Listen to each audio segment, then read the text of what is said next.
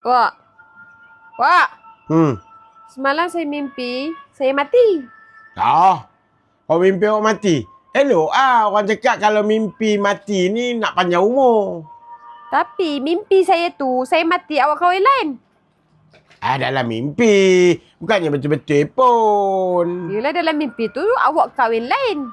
Yelah, itu kan mimpi. Sekarang kan awak hidup lagi. Yang mana sama mimpi awak mati. Yang betul-betulnya awak hidup, mana sama. Tak adanya saya nak kahwin lain lah. Tu maknanya dia kalau saya mati betul-betul nanti, awak kahwin lain lah.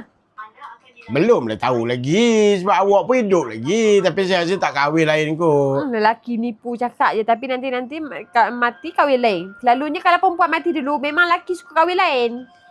Banyak je keliling saya jadi macam tu. Itu orang lain. Saya tak macam tu. Kalau awak tak percaya, awak try mati dulu. Saya kahwin lain ke tak? Tak, kalau saya mati, kalau awak kahwin lain, saya bangun saya cekik awak tengoklah.